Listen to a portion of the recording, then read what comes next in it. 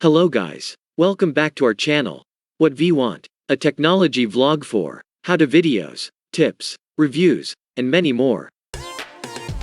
Are you thinking about how to reset iPhone? Then this tutorial is for you. In this tutorial, I am going to show you how to reset iPhone to factory settings.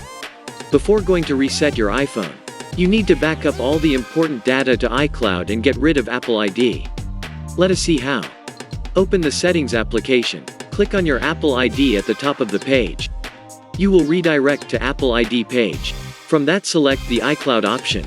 Now scroll down and select the iCloud backup option. Finally, click on the Backup Now button. That's it.